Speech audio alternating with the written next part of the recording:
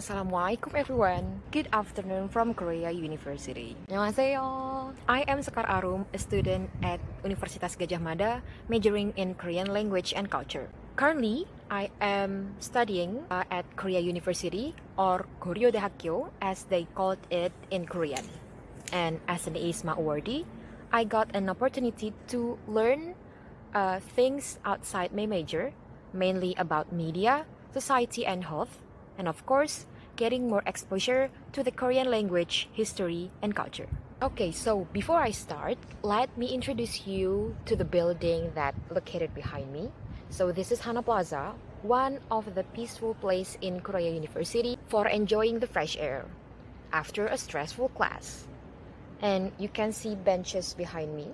And on my right, this is my class for the society and health class. We use an auditorium since there are more than 90 students attending the class. Yup, so in this video, I will share a glimpse of my life as an IISMA awardee, focusing on how I try to manage to eat halal food and other Islamic things which you guys might be curious about.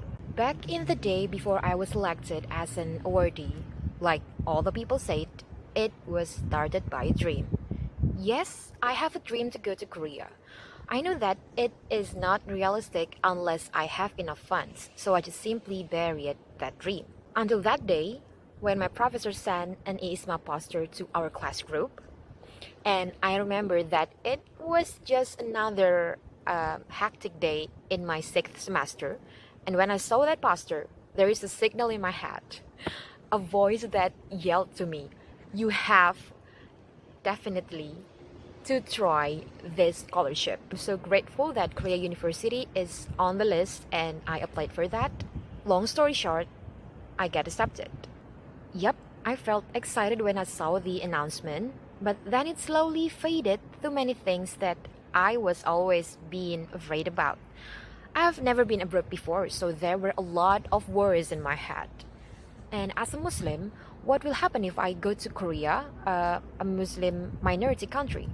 How will I manage to survive without cooking ability while nearly all the restaurants sell non-halal food?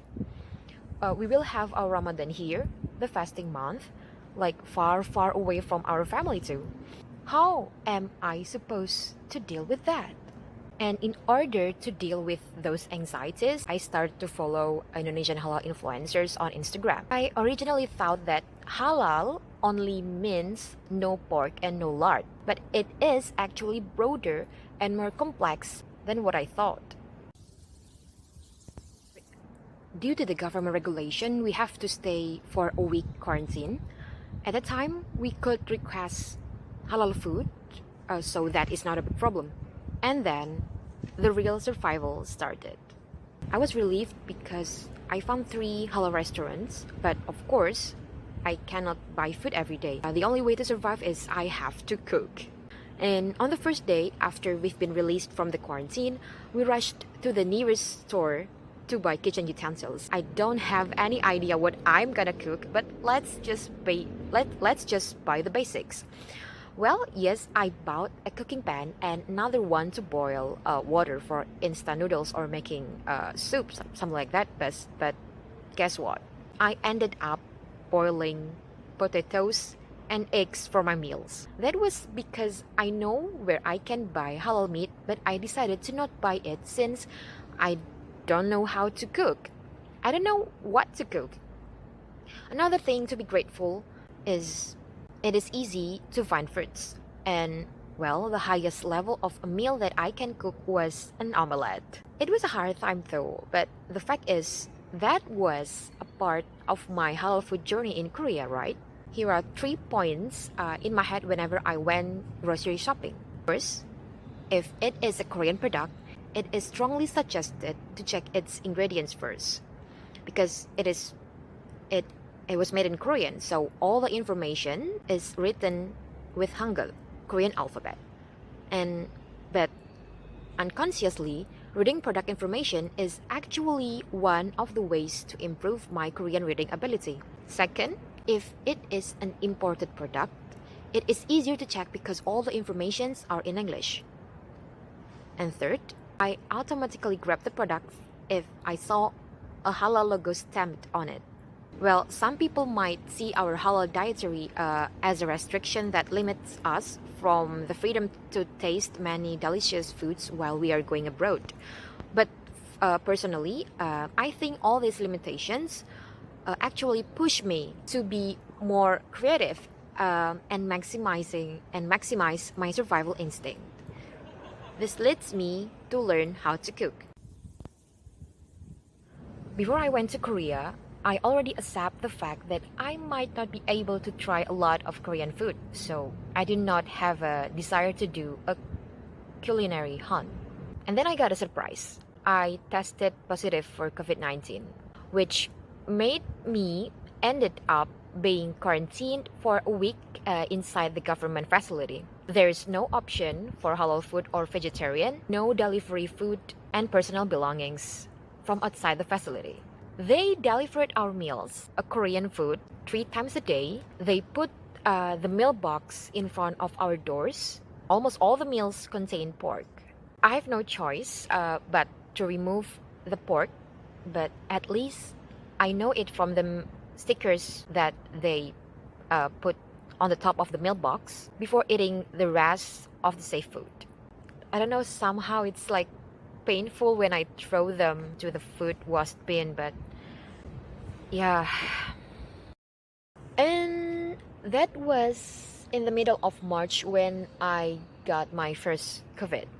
Finally, yes, I can taste Korean food, although my heart was not at peace because I cannot ask them for the ingredients. It was a catering service though. April, when the Ramadan came, Allah gave me a gift again.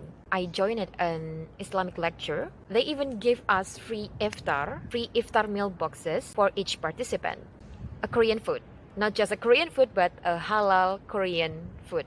It brought joy to me after all the things that I have been going through. I did not expect that my Ramadan in South Korea was going to be that colorful. I got more exposure to Korean, Indian, even Pakistani food. I bumped into new friends and familiar faces almost every weekend when I visit the Central Mosque. They often gave free dates for the people who come to pray. I also connected with fellow Indonesian brothers and sisters across Korea and spent my Eid with eating opor ayam with them. And our friendship continues after Ramadan. We went hiking to Bukhansan, strolling around the city, which ended up being like a private tour for me since they had already lived in South Korea longer than me. I think if I had never flown abroad and lived in a Muslim minority country, I would never be this grateful to find halal food. My halal food journey in Korea has changed me to be more mindful of what I eat.